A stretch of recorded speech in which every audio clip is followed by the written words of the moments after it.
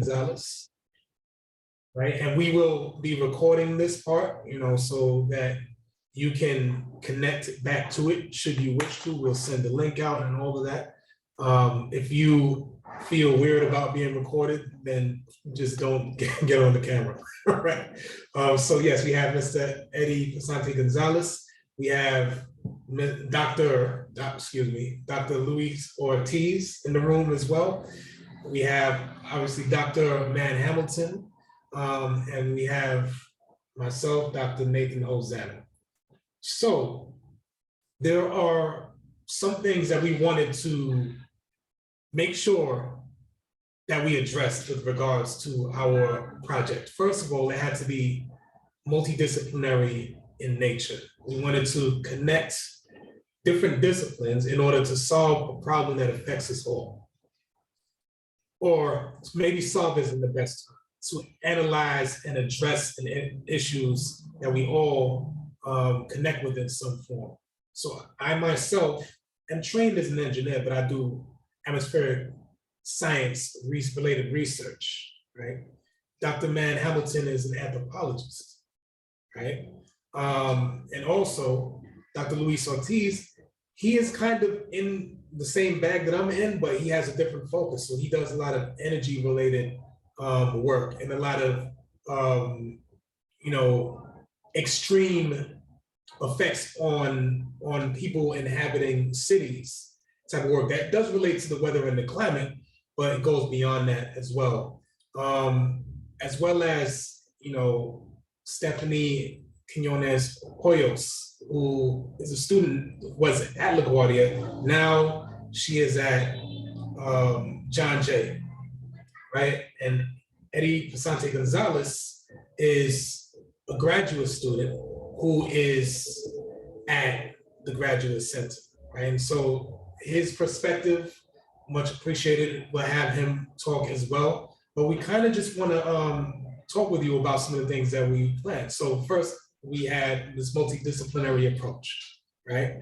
And we said, let's see how we can address the issue of forecast inaccuracy across the island of Puerto Rico. Or if you're in the mountains or inland, how does your weather prediction compare to somebody who's more by the coast, right? How about if you are on the west side of the island versus the east side of the island? How does that relate to the inaccuracy or the accuracy of your weather predictions? Then we said, you know what, let's not just look at that. And this is where Dr. Ortiz comes in. He said, you know what, we can look at not only the weather, but the weather impact on some of these socioeconomic parameters, such as population's age, right? The amount of percentage of the population with or without healthcare, education, and so on. And to take it one step further, Dr. Mann-Hamilton said, you know what, we can do surveys and have an approach where we actually talk to the folks on the ground and communicate with them to see what their understanding of weather prognoses is and how these inaccurate weather components and climate components are affecting them. So that connects to the film, right? So all three of these ideas connect to the film, and we connected together to create a beautiful project, and we're so happy to have been in this space. So I've been talking for a lot. I think that what we should do at this point is introduce Dr. Luis Ortiz and then Eddie Pesante afterwards, because I think that will kind of bring things home and connect, and we'll be able to connect together in a better way. So, Dr. Ortiz, if you will. Thank you, Dr. Hosannah, and what a great, really overview of the project. I really enjoyed how you took us from the start to the short film we just watched. Hi everyone. I'm a collaborator on this interdisciplinary collaborative grant on the climate crisis. I'm Luis Ortiz. I'm an incoming faculty at the Department of Atmospheric Sciences at George Mason University, and currently a climate and data fellow at the Department of Transportation. And a lot of my work is looking at how the land surface changes the weather around it under extreme events. A lot of my work deals with heat waves in cities like New York, even in San Juan. And my role in this project was sort of bridging that connection between the atmospheric science and some of that geographic or geography science that allowed us to look at what is the distribution of these errors in forecast, not just spatially, but across many social demographics, and who gets essentially to bear the burden of highest inaccuracies in forecasts and so on and so forth. So yeah, very excited to see the final product of the film. I'm gonna share with every single person I know. Beautifully stated. Congratulations on your accepting George Mason. You didn't even tell me. We're supposed to be boys. So good job. I'm happy for you. That's excellent. It's well deserved. Well deserved. Absolutely wonderful. Mr. Eddie Pesante Gonzalez, if you will, please let us know who you are. Hi, I'm Eddie. I'm a second-year PhD student at the Department of Anthropology here at the Graduate Center. And I'm interested on the relationship between renewable energy, politics, and in Puerto Rico right now, and how communities organize themselves. And naturally, I had a background working with coastal communities and Hurricane Maria after the hurricane. So this project, I fit well because I knew what were people feeling and how different, how difficult was the inaccuracy of forecasts. So, and working with this fascinating group I've learned so much, and by Dr. Mann-Hamilton, Dr. Hosannah, Dr. Ortiz, and Stephanie, I've learned so much that I've other perspectives, because as Hosannah said, many problems we cannot approach it from our own disciplines. We have to be multidisciplinary, and we have to create the spaces not only for speaking with communities about their issues, but as in the academia, we're speaking of how we can tackle the issues that most affect us. So this was a great space for this. I wish there were more space where we could understand different aspects of issues in Puerto Rico. Eddie, it sounds to me like we just need to write more proposals and go for more grants. There's more work to be done. Dr. Mann-Hamilton, how would you like to begin from this point? Do you want to talk about the survey aspects of it first? Well, I want to perhaps reflect on the film just for a moment to maybe. Good idea. Yes. I mean, again, it was never our intention to have a film produced out of this project, right? Obviously, a traditional disciplinary boundaries and everything else, even though it's a collaborative project, a paper is expected, a presentation might be expected, and so this was actually a beautiful process again to think about, again, not the personal stories of folks on the ground in this case who are dealing with the realities of climate change, and of course with the climate variation itself, right? So to get their perspective on camera and have their voice shared, to me was a beautiful process, and I think we can all agree on that, right? That's why we put this activity together. But it's also in terms of thinking about relevance, right? Sorry. When we think about Puerto Rico, almost 90% of its food is imported through the Jones Act and everything else. So in terms of quality and cost and everything else, there are certainly a lot of issues that we saw in the aftermath of Maria, and of course before that as well, and still today. So these conversations in this case with the folks who are most connected to the land, right, who are trying to produce their own food, who are trying to produce food not just for themselves, but also for communities across the island, right, to see the impact of having that conversation. As I said towards the end, they're like, wow, we don't sit down to have these conversations. Just this week, I was talking with my students about climate change and environmental justice, and they're like, when do you have these conversations? They're like, we don't outside of the classroom, right? But these should be very much normalized, right? And we should be listening to these perspectives. And to me, that's what was beautiful about this project, that we learned from each other in the process, and we learned from the folks that we were involved in, right? Not just through surveys, through interviews, through all those different aspects. So this is a conjunctive project, which is perhaps to me the way that we should be doing research, right? Not to say that there's just one way of doing research, but again, one that involves participants in that endeavor. And I think that through the film, we can capture those voices. So that to me, that's what was exciting. Not just voices, but even song in this case, right? With the song itself was produced for the purpose of this short doc, which to me was incredible. Well stated, well stated. Eddie, do you have any reflections on the film that you would like to add? Following Dr. Mann-Hamilton's line of what can it teach us of working directly with communities, of approaching our research differently, of other ways of communicating our data, making it more accessible as a way of learning and working against certain barriers. And of course, it's really different when you speak, for example, with different experts than with people that are more involved, farmers, fishers, etc., because are different perspectives. So when, let's say, you interview an expert that really doesn't have that hands-on experience, it's a really different experience.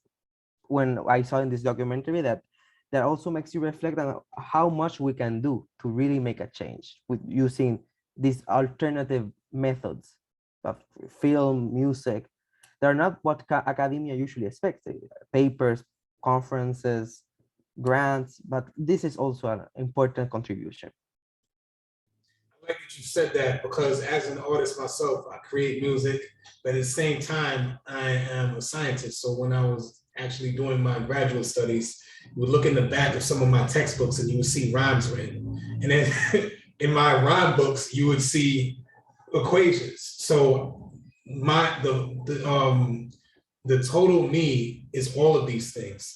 And so my approach to the solution of a problem involves not only the equations and the theory in the textbooks, but also how I can artistically view a problem, and thinking of creative ways to address that issue.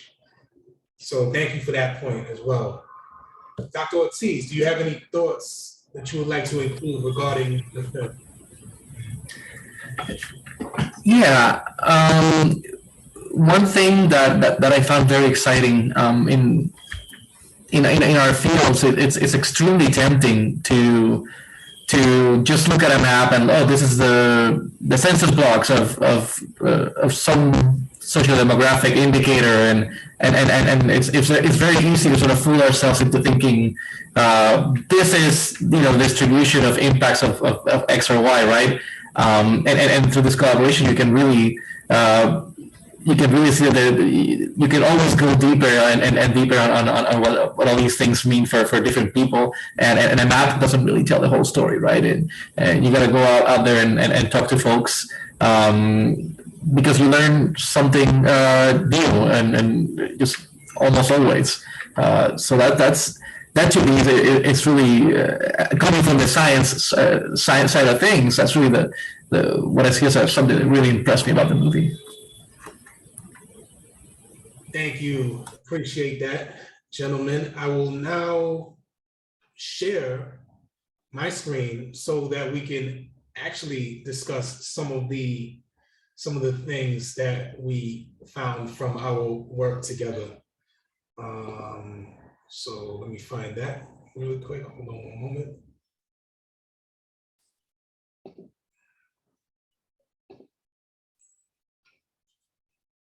Okay. There we go. All right. So,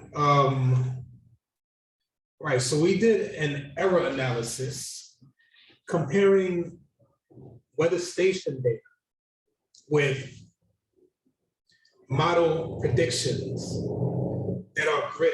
Right. So first of all, the things regarding the model predictions, it's about 25-kilometer resolution. So from one point to the next point, it's about 25 kilometers. weather stations are point stations. So if you have 33 locations across the island, as I'm showing on this slide here, then there are several places that you don't accurately receive. And so the question that we had was, what is the error between the model data and the station data?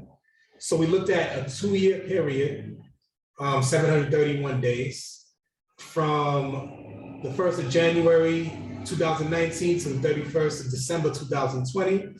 And we calculated errors between the stations and the closest grid points on the model data to those stations. So when I say model data, think of Doppler 17,000 or whatever number they're up to now. So we're comparing the weather stations with that, with those forecasts, right?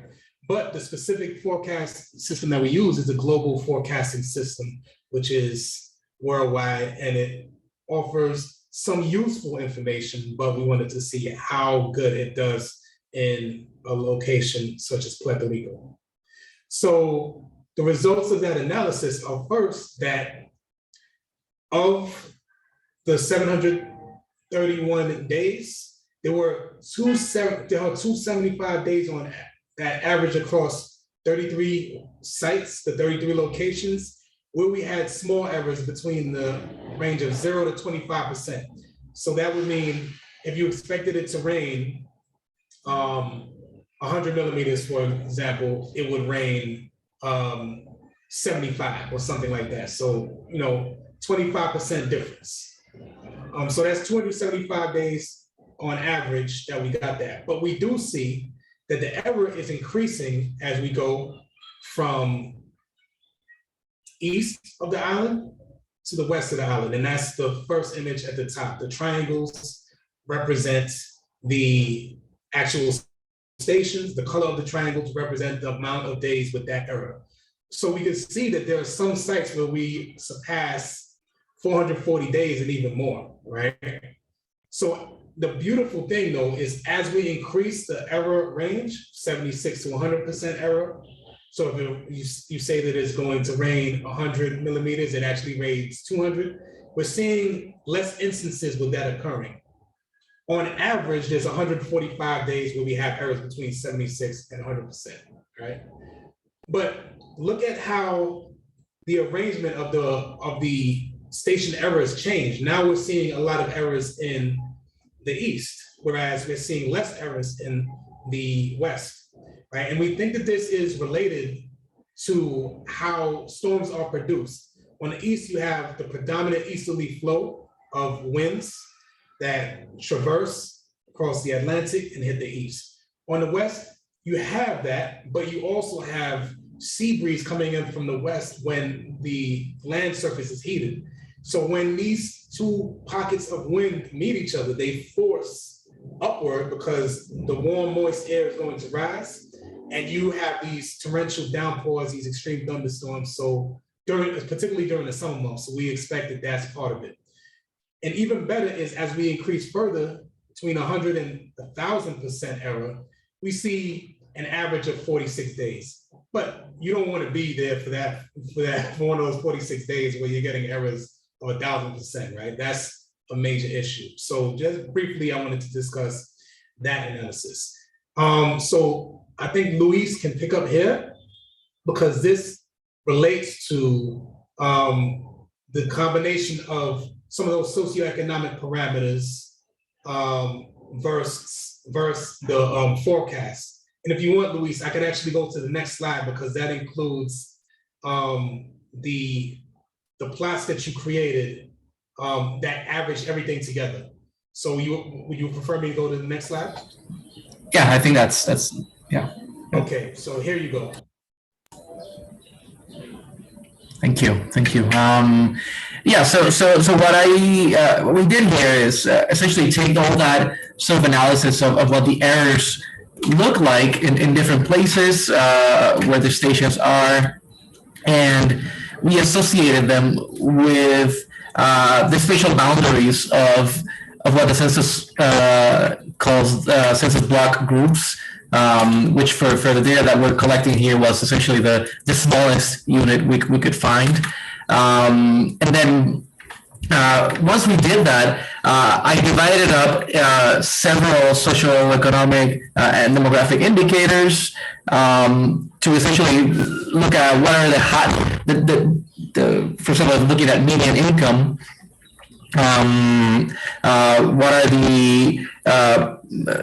what's the income of the folks with the lowest amount of errors, and what's the income of the folks with the highest amount of errors, and repeating that exercise across several of those other indicators.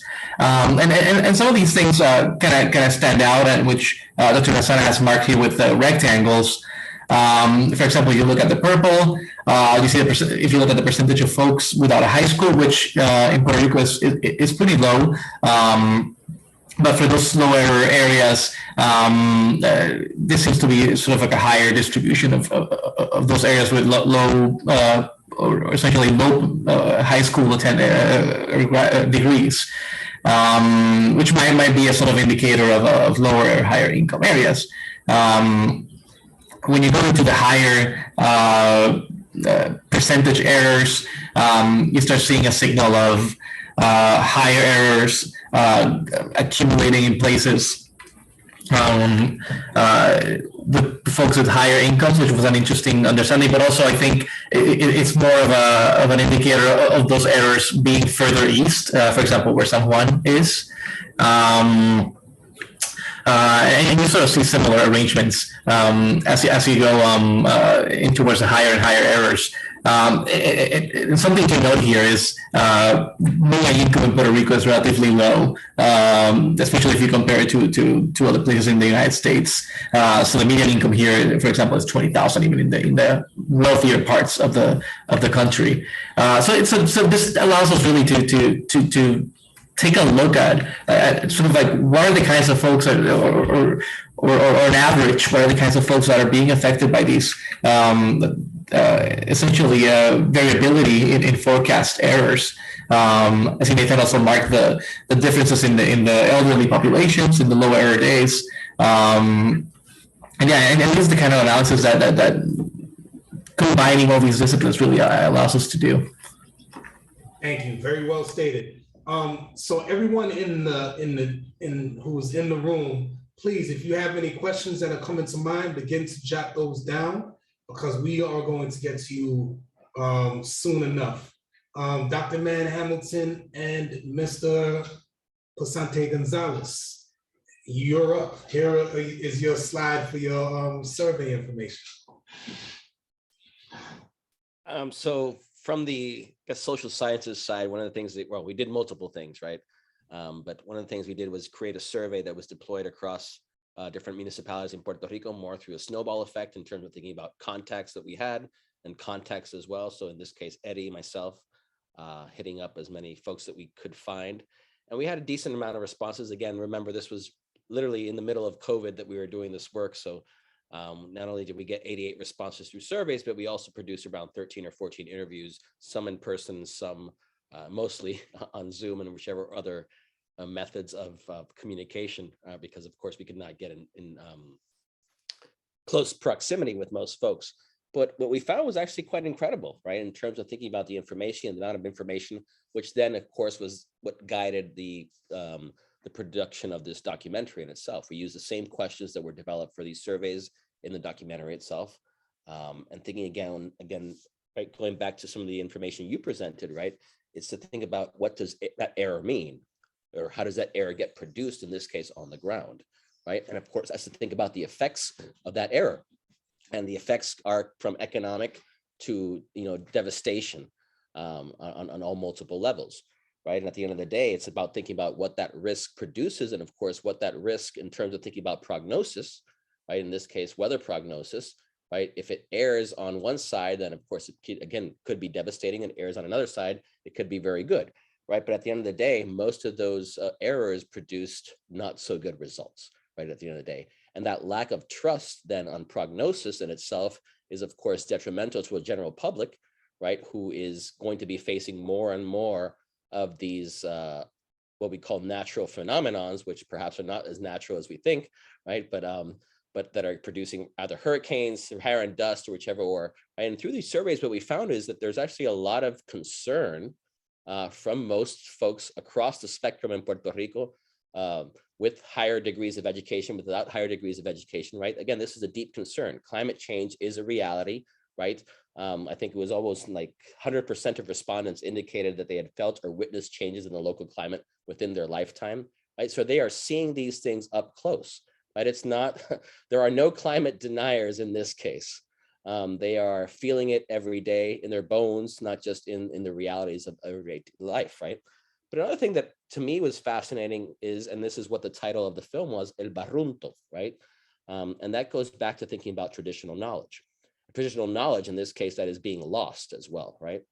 So of course, we have all these apps, we have all this information available to us and everything else. And so people have begun, to rely on weather forecast and weather folks like Ada Monzon and everything else, right? Which is useful because they are present and they are listening, right? But does not become useful in the point that you're told that something happens, and of course it doesn't happen. And then when something does happen, you're not told about those things, right? So again, that lack of trust for future prognosis matters in this case does not bide well. And so, right, in our respondents, there was a very actually small percentage, only about 30% of respondents said that they respond to, again, sort of the natural features, right? So for example, the action of looking up into the sky, of smelling the rain, right? Of feeling it in your bones as described in the film, which so many of these local farmers are doing, local agricultural workers are doing, jibaros, right? That used to be the case, right? Now we have a whole generation of folks who have no idea what that is. They're like, what's that smell? That's rain coming, right? Some of us can still do that, but that loss of traditional knowledge is not a good thing.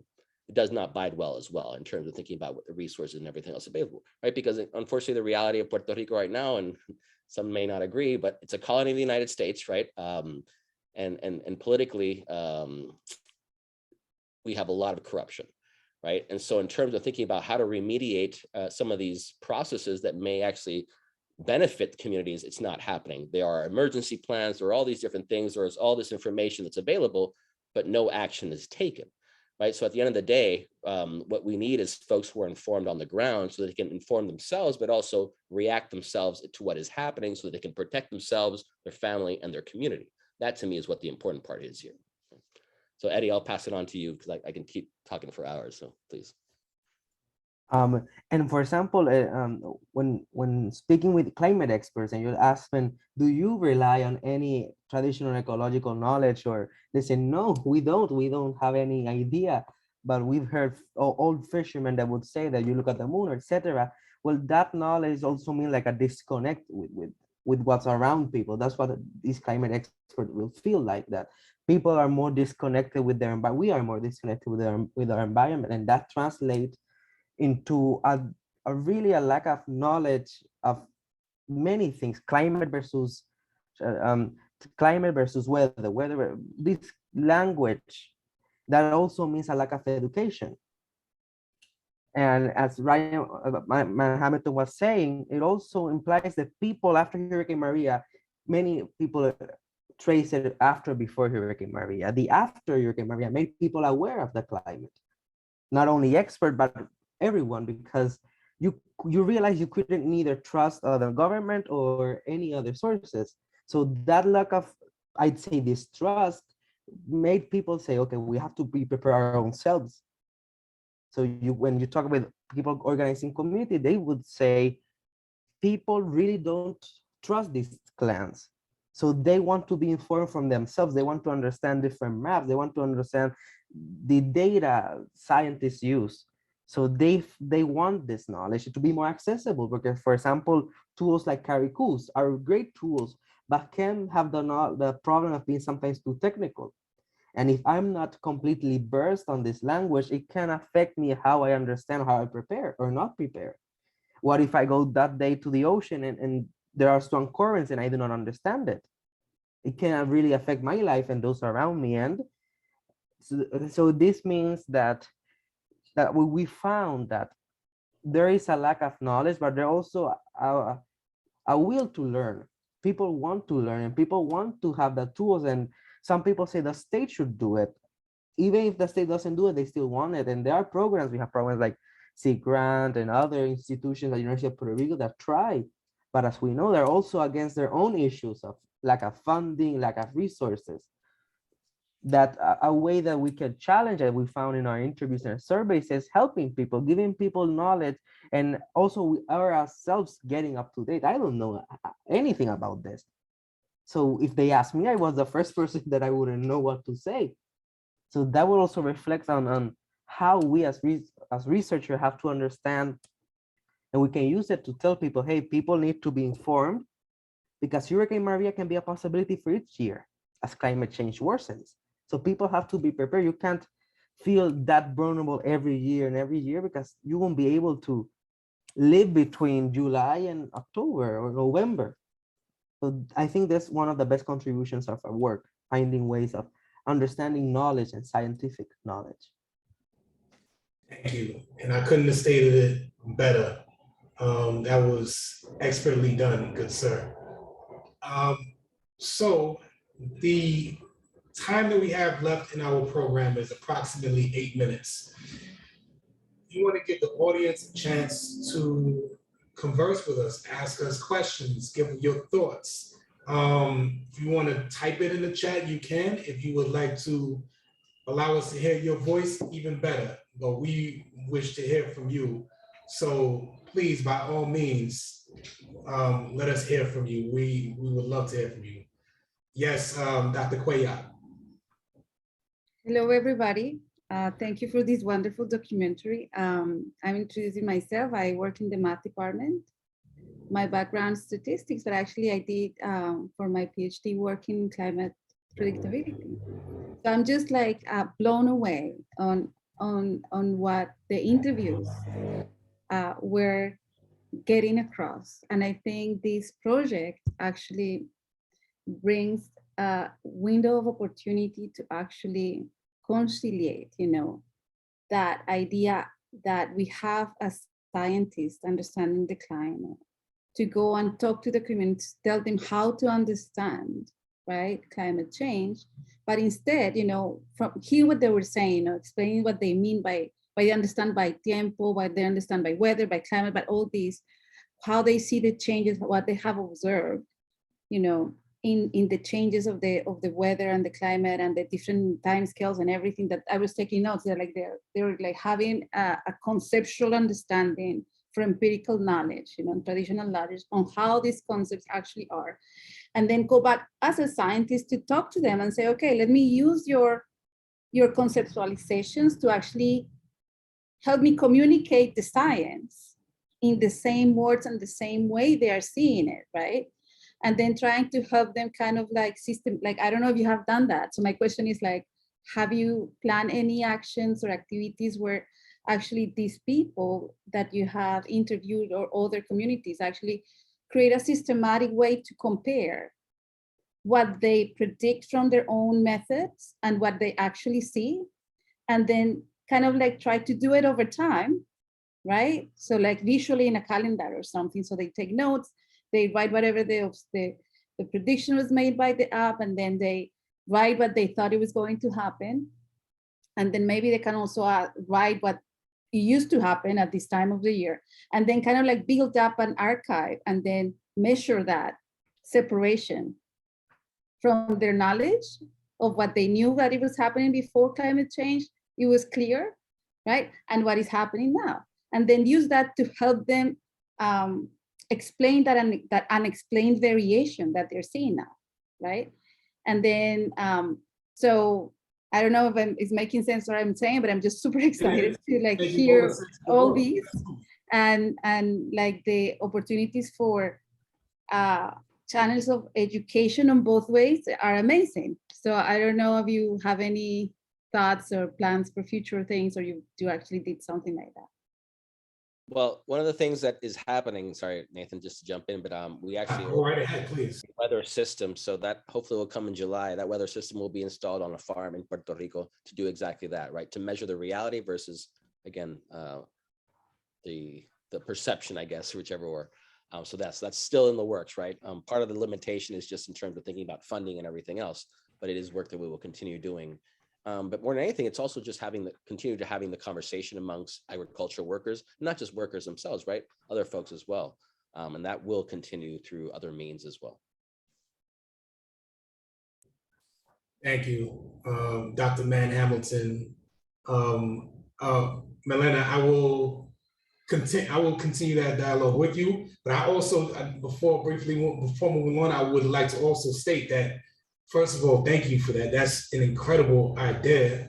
It should be done, and it does not only have to be done in one location. That could be done from across, an expert network, but not only, that's something that students can do across from elementary up to middle and then up to graduate and beyond, right? So I think that is an incredible idea and an amazing idea. You have good ideas. I will say that for sure. So thank you for that thought. But you and I always talk about talking more about this stuff, so we really should. I see Dr. Vedas is in the room too, and I smell a grant in the air, but exactly, right? So it's conversations that need to happen for sure. Thank you. In the interest of time, I will say I will recite Nicole's thoughts in the chat. I've heard that the loss of sand dunes has coincided with more intense Sahara winds. So that's the first part of the question. And then there's also, did any of the agriculturalists mention any extinction of animals? So I'm going to attack the first one.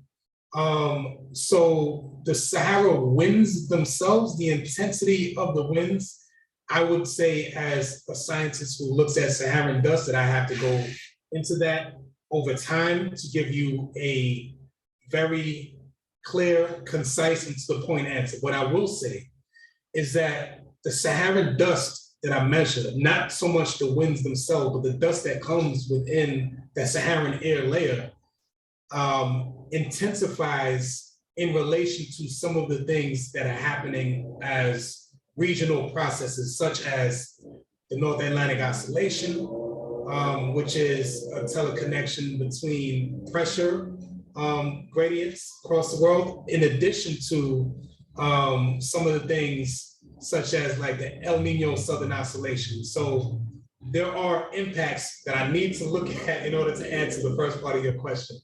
The second part of your question could be answered, I guess, by Dr. Mann-Hamilton or Mr. Pesante Gonzalez, which relates to, did any of the agriculturalists mention anything about the extinction of the animals? I don't think perhaps about extinction, but there's definitely less amounts, right, of just birds, insects, other things as well. Honey, bees in terms generally, right? There's a large decrease in bees across the island and across the world, unfortunately. So yes, reduction in many species and their right, resiliency, I guess, in this case, if you want to think about it that way. Thank you, Dr. Mann-Hamilton. Abdul has a statement. This is very helpful. Now I know how traditional knowledge can help us in a lot of ways. I want to learn how to smell the rain coming. You have it in you. It's there. It's part of you. So you have it before you, more than you even know. I remember a visit to Florida, to Fort Lauderdale, about 15 or so years ago. I was there with my cousins, and they had lived there, and they say, yeah, it's about to rain. I said, how you know? Said, because look at the window there. So I laughed, and lo and behold, it starts raining. So this is before my foray into actually learning about some of these traditional ways of paying attention to those things in tropical environments. I see Dr. Vedas has her hand raised, so please, by all means, chime in. Hello, everyone. I'm Professor Veras for Natural Sciences Department. I'm from the Dominican Republic, and we used to rely on noise here comes the rain. We have to move the laundry, right? Because we used to wash our laundry and hang it. So here comes the rain, and we will be all running outside to pick up the laundry, so it doesn't get wet. Anyways, in terms of the Sahara Desert, have you guys, as a environmental microbiologist, have you guys ever thought about taking samples and analyzing the microbiome of the soil in terms like before the Sahara Desert dust comes, when it's there, when the Sahara Desert is present, and thereafter? Because I know a lot of microbes can sort of alter or affect growth of plants, right? So have you guys thought about sort of determining the microbiome of the soil to see how the Sahara Desert sort of influence growth, whether they could be, I mean, a lot of microorganisms get a very bad reputation as all being pathogenic, but so microorganisms are not pathogenic. Microorganisms are actually very beneficial. Unfortunately, the ones that get the bad reputation are the pathogenic ones. So in terms of the soil, have you guys thought about doing sort of a microbiome analysis and see how the Sahara Desert that has become so prominent? Because I never really heard about it when I lived in DR. And all of a sudden it's something like, oh my God, the Sahara Desert, dust is coming. In terms of how is it either beneficial? Is it non-beneficial? Is there any pathogenic microorganisms that affect plant growth, right? Because there's a lot of viruses and bacteria that cause tumors in plants. Have you guys thought about that? So the short answer to your question is, in a way, yes, and in a lot of ways, in a specific way, no. We were thinking about the effect on the marine environment, but that is an incredible idea. Dr. Mann-Hamilton is absolutely correct when he said that he smells grants in the room. You know what I mean? So I think that there are clearly a lot of conversations that we need to have. And I'm glad that we have this space to actually join together and begin, well, not really begin, I will say continue, because I've spoken to all of you about this, and we are working on things and all of the above. So I feel really good about that. It is now 8:03 p.m. Yeah, please, go ahead, Dr. Also the salination of the soil, right? Due to flood, and the salinity of the soil can alter or affect the growth of plants, for instance. How does that, as a result of floods, right? Water rising as a result of climate change and more floods, which leads to more saline or sodium in the soil. How does that affect plant growth, for instance, in this case? Right, and salinity also will affect something like the volume of a body of water too, right? So you add more salt is going to change the volume of it. So all of these things are absolutely correct, and we need to consider. So thank you for your thoughts. The time is now 8:04. Let's continue to have these conversations and like build on some of these things, and perhaps get in the room together and discuss some of these things. But in the interest of time, I want to thank everyone for joining. It is 8:04. We promised 8 p.m. We know that some folks still have to eat dinner and do all those things. Some folks are eating dinner right now in those black rectangles, but we're right along with you. Thank you, thank you, thank you. Dr. Mann-Hamilton already posted a link to the video. We will have this conversation.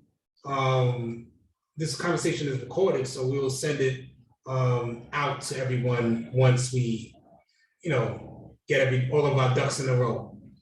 Any closing thoughts, Dr. Mann-Hamilton, Dr. Ortiz, Mr. Pesante Gonzalez, soon to be adopted?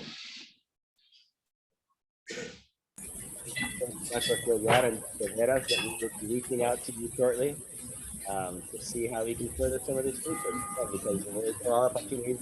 I think it is important. Tip of the iceberg, if you want to call it that, in regards to thinking about some of these questions. So I think there's multiple ways to do that, and we should do it.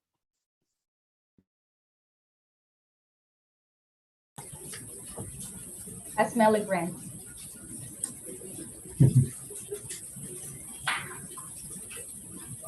Thank you for hosting the event, Ryan and Nathan. Fantastic. Thank you for inviting me.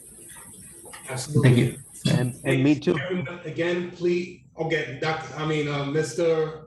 Pesante Gonzalez, soon to be doctor, please, by all means, you finish it up. Take us out of No, here. the same as Luis. Thank you for planning and inviting us. Absolutely, absolutely. Thanks again. If you haven't, please fill out the form, submit it, the survey, so that we can know how good we're doing, what we need to do better for next time, and what your thoughts are regarding the film and discussion.